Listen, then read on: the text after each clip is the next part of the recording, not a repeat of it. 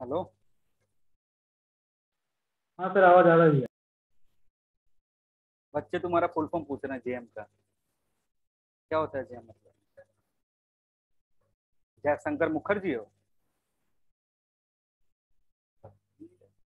अरे फिजिक्स का सवाल नहीं है, क्यों डर रहे हो? हेलो।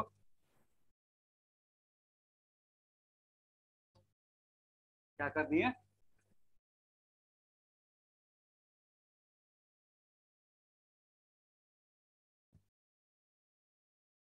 कोई बात कर रही इधर बहुत ज्यादा। पता नहीं क्या बात कर रही है। आगे बढ़े? छोड़ दे? अभी बचा हुआ है 10 मिनट टाइम। छोड़ देंगे तो फिर देखो, सिलेबस तो खत्म कर ही देंगे, सिलेबस का कोई टेंशन नहीं। हम्म। नहीं तो वो जो आगे रहता है वो सो जाता है, फिर पीछे हो जाता है ना। कहानी नहीं सुनेगा कछुआ और खरगोश?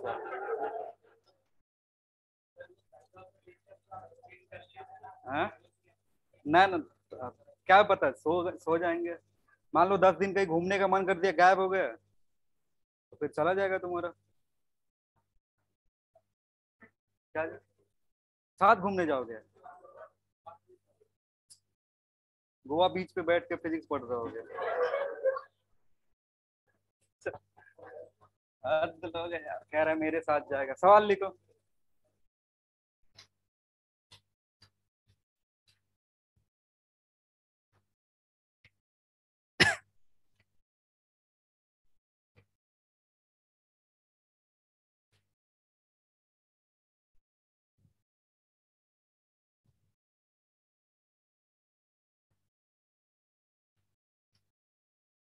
लिखना।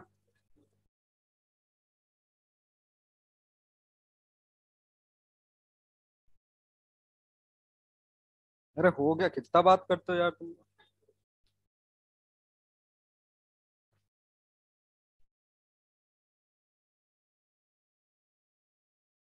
लिखना। Two rods, two rods are welded, two rods are welded, two rods are welded as shown in figure. Two rods are welded as shown in figure. Welded नहीं समझते, वेल्डिंग समझते हो? Welded together as shown in figure, as shown in figure. If if thermal conductivity of if thermal conductivity of aluminium and copper, thermal conductivity of aluminum and copper is is 200 watt per meter Kelvin, 200 watt per meter Kelvin, and 390 390 watt per meter Kelvin, respectively, respectively. Then find, then find, then find net heat transfer. Then find net heat transfer. Net net hit तो नहीं निकाल सकते हो, net क्या निकालना है? Rate लिख देना वहां पे। Net rate. हीट के पहले, अरे हीट मत काटो, नेट और हीट के बीच में रेट लिख दो। Net rate of heat transfer through this combination, through this combination.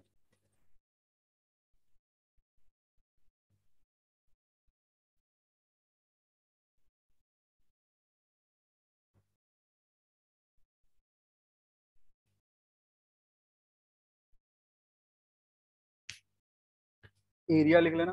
Cross sectional area, cross sectional area of each rod, is 1 centimeter cube. Of each rod is 1 centimeter cube. Cube मैंने हुआ तो square में करें। 1 centimeter square.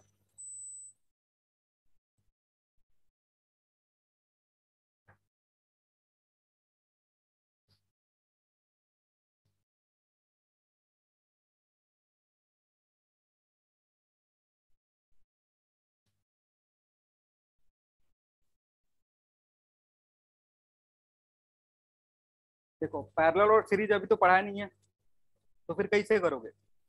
अगर parallel series नहीं जानते तो नहीं कर पाओगे इसको। अरे कर पाओगे ना, इधर से मान लो अगर ये अलग होता और ये अलग होता, दोनों अलग अलग होता, तो ये H1 ट्रांसफर करता और ये H2 ट्रांसफर करता। तो H1 निकाल लेते, H2 निकाल लेते और H नेट लिख देते, H1 प्लस H2। कॉम्बिनेशन जरूर थोड़े कि फॉर्मूला पढ़ेंगे RTH का तभी निकाल पाएंगे। अगर नेट हीट निकालना है तो इधर से जो फ्लो हो रहा होगा, इधर से जो फ्लो होगा, उसका सम करेंगे, वही नेट हीट फ्लो होगा। तो H1 कितना होगा, माइनस ऑफ, या माइनस हटा दो, फॉर्मूला जो सीधे है के अल्मोनियम के लिए क्रॉस सेक्शन एरिया अल्मोनियम का और delta T divided by L, यही फॉर्मूला होता है ना। वैसे अगर H2 निकालोगे तो के कॉपर के लिए एरिया कॉपर का और delta T by L copper का, तो दोनों ला करके इधर पुट कर दो।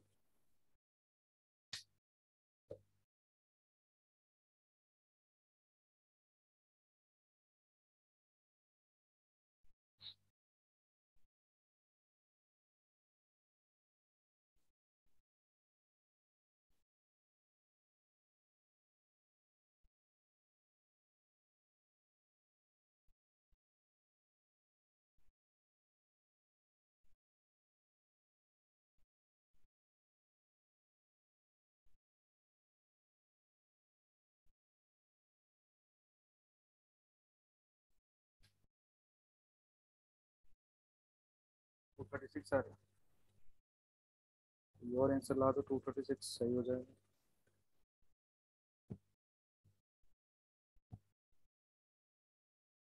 236 यार है।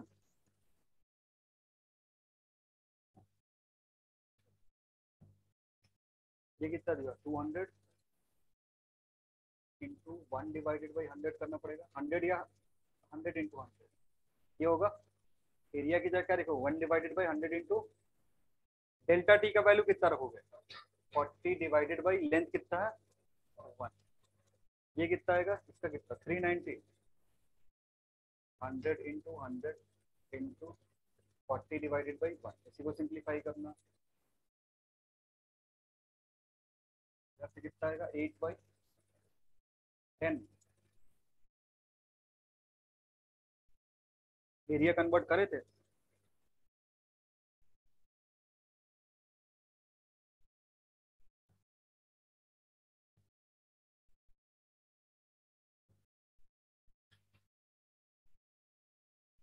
40 इंटू 4/100, इधर होगा 16/10।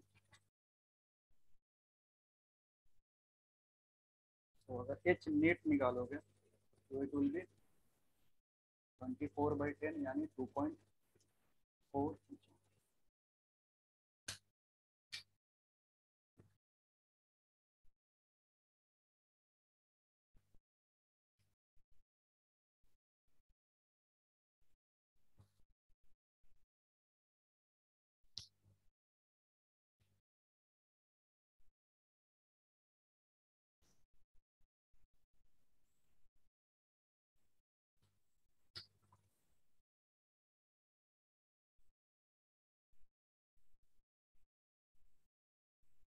हो गया। अब नेक्स्ट देखेंगे combination of rods.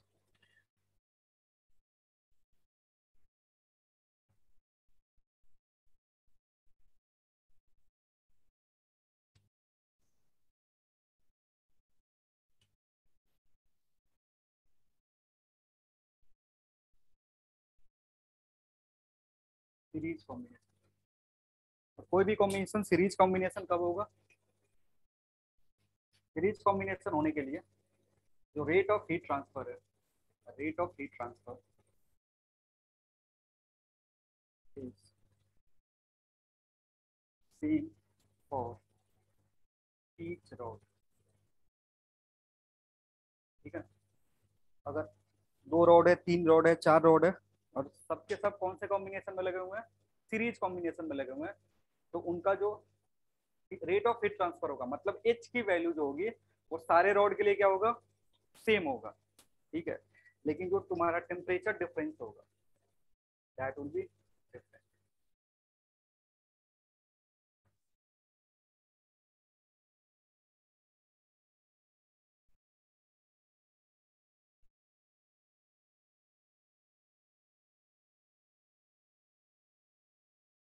Of conductor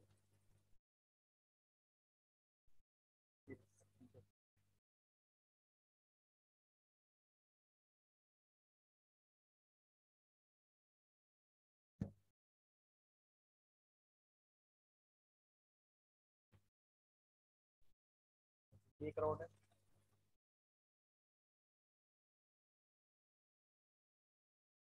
इस रॉड को एक दूसरे रॉड के साथ वेल्डिंग करके रखो। इस एंड का टेम्परेचर T1 दिया हुआ है और यहाँ का टेम्परेचर क्या दिया हुआ है, T2। अगर T1 T2 से बड़ा है, T1 is greater than T2, junction का कुछ टेम्परेचर होगा और जंक्शन का टेम्परेचर क्या ले रहे हैं, T ले रहे हैं, जो मे भी निकालने को तुमसे पूछ सकता है।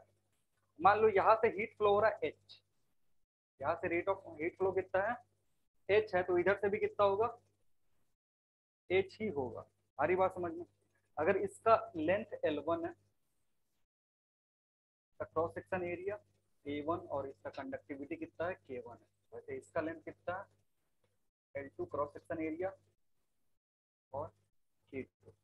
तो इसको सॉल्व कैसे करोगे, अब देखो रॉड को ब्रेक करके कर सकते हो, क्योंकि रॉड को ब्रेक करोगे, इसको ब्रेक करोगे तो यहाँ से भी कितना फ्लो हो रहा होगा, H, यहाँ से भी कितना फ्लो हो रहा होगा, H फ्लो हो रहा होगा।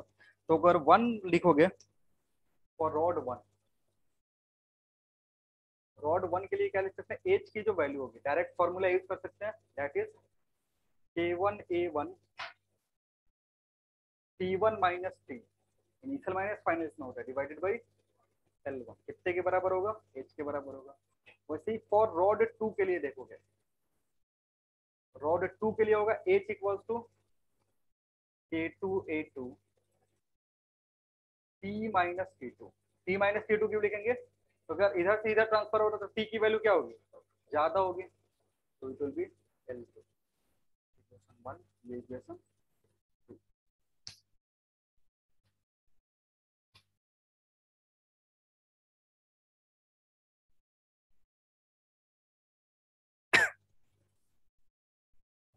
तो अगर यहाँ से तुमसे पूछा जाए जंक्शन टेम्परेचर,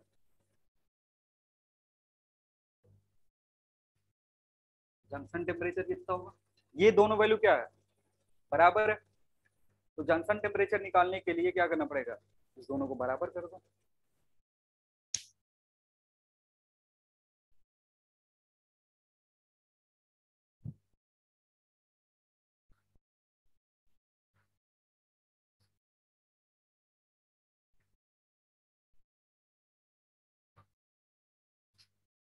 फ्रॉम 1 and 2 क्या लिख सकते हो,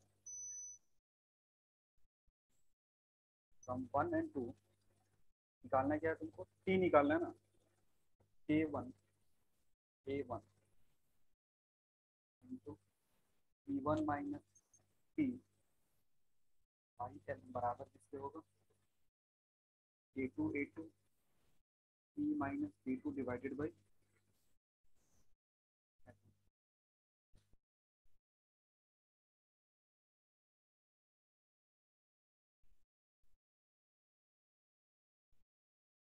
सिंप्लीफाई करो क्या है,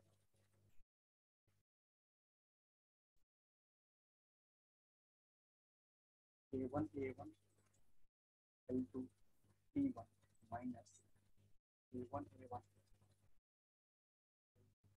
T बराबर होगा K2A2 L1 T minus K2A2 L1 into,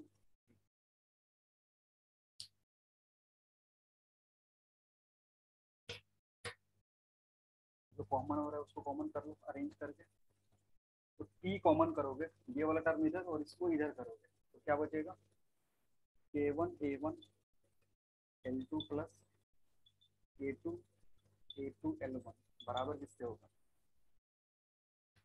K1A1 L2 into T1 plus K2A2 L1, तो उसको ले जाकर के उधर डिवाइड कर दो, हटा दी साइड वाला।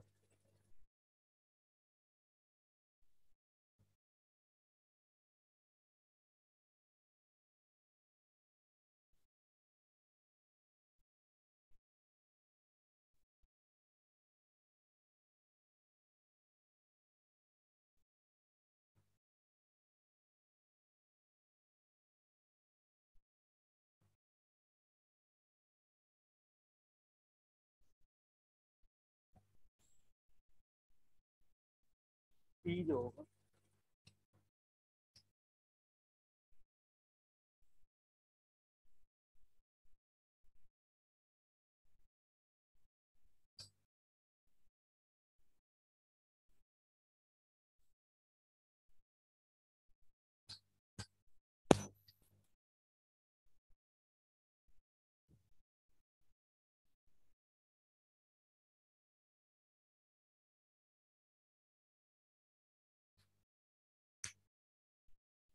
देखो इसको ऐसे याद रखने की जरूरत नहीं है। अगर इसमें से ऊपर नीचे डिवाइड कर दो L1 इंटू L2 से, अगर इस पे डिवाइड कर दोगे तो ये किस में चेंज हो जाएगा, K1 A1 by L1 into T1, इसको ऐसे लिखोगे, plus K2 A2 divided by L2, इधर क्या बचेगा T2, और इधर K1 A1 divided by L1 plus K2 A2 divided by L2। अब ये जो पूरा टर्म ये किसके बराबर है, ये जो पूरा टर्म है किसके बराबर है, R1 के बराबर है। तो T जो होगा it will be T1 by R1 plus T2 by R2 divided by 1 by R1 plus 1 by R2। इस फॉर्मूला से तुम्हें क्या मिलेगा, टेम्परेचर निकलेगा। तो जब भी तुम्हें कॉमन टेम्परेचर पूछेगा, जब भी कंपोजिट रॉड देके क्या पूछ रहे हो तुमसे, कॉमन टेम्परेचर अगर तुमसे पूछ रहा है तो तुम उस रॉड के लिए R1 और क्या कर लो, R2 निकाल लो, क्योंकि R1 R2 क्या होता है, R1 होगा L1 बाई K1 A1 और R2 कितना होगा L2 बाई, ये वाला फॉर्मूला से निकाल के इधर पुट कर दो, तो कॉमन टेम्परेचर जो होगा वो मिल जाएगा।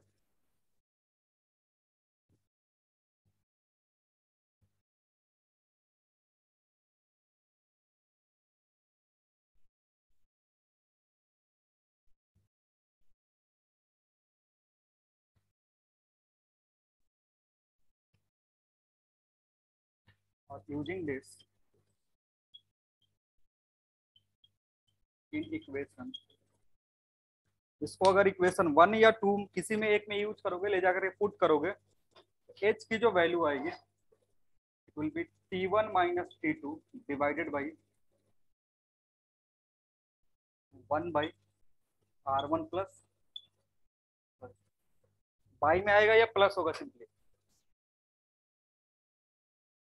इस तरीके से R1 प्लस R2 होगा, या ये होगा 1 by R1 plus 1 by R2, किस फॉर्म में होगा ये या इस फॉर्म में, देख लो। ये ले जाकर कहाँ पुट करके इस इक्वेशन को किधर पुट करोगे, इक्वेशन 1 या 2, क्योंकि टेम्परेचर तुमने कैलकुलेट कर लिया। अब एच जो लाना चाहते हो वो अगेन इलेक्ट्रिकल एनालॉगी है, इलेक्ट्रिकल एनालॉगी से क्या आएगा इस तरीके का। तो कॉम्बिनेशन कैसा है, सीरीज कॉम्बिनेशन है, और सीरीज कॉम्बिनेशन में किसको फॉलो करता है, सीरीज कॉम्बिनेशन में जो आरटीएच है वो रेसिस्टेंस को फॉलो करता है। सीरीज कॉम्बिनेशन में आर इक्विवेलेंट कैसे निकलता है, R1 प्लस R2 से, तो इसलिए नीचे क्या से डिवाइड करेंगे, R1 प्लस R2 से, जहां R1 R2 की वैल्यू ये है। तो हीट ट्रांसफर डायरेक्ट इस फॉर्मूला से निकाल सकते हो, और अगर कॉमन टेम्परेचर पूछ रहा है तो यहाँ से कैलकुलेट कर सकते हो।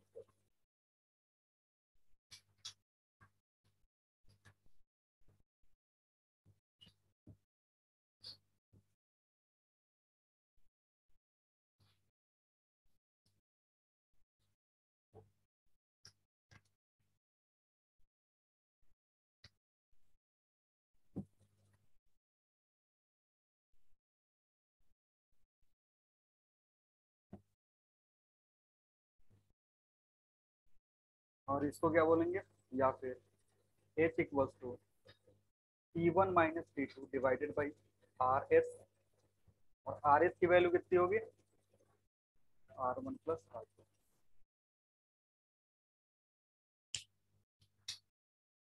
कॉम्बिनेशन कैसा भी दिया हो, अगर हीट ट्रांसफर पूछ रहा है, दोनों एंड पे टेम्परेचर तुमको पता है, तो फिर तुम्हें कैलकुलेट क्या करना होगा, एक कैलकुलेट करना है।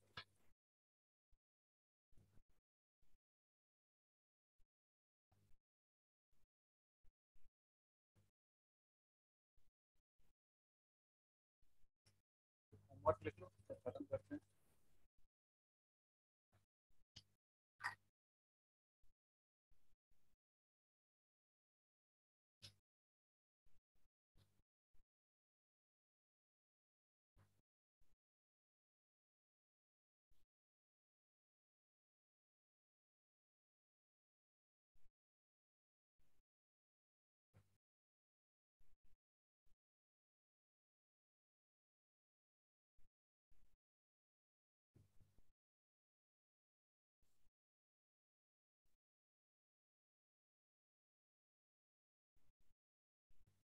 हाँ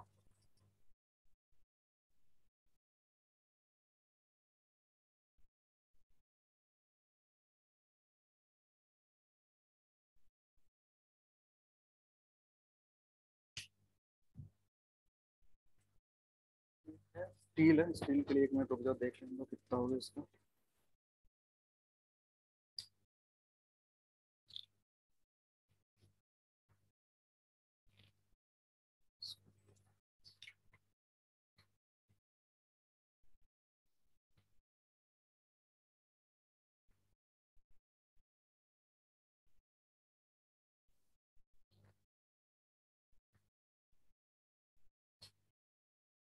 स्टील के लिए तो के सी यू है। के सी यू तो अभी ये क्वेश्चन दिए थे। के अल्मीनियम वाला भी एक क्वेश्चन दिया, कॉपर 400 ले लो, अल्मीनियम के लिए 200, और के स्टील के लिए 40।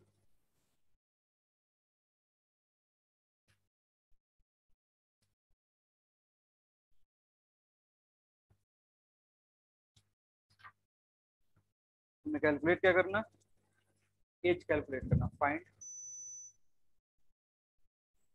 नहीं कॉमन टेम्परेचर निकालने की जरूरत नहीं, बस एक ही चीज निकाला, find rate of heat transfer, rate of heat transfer for the given combination. Find the rate of heat transfer from the given for the given combination.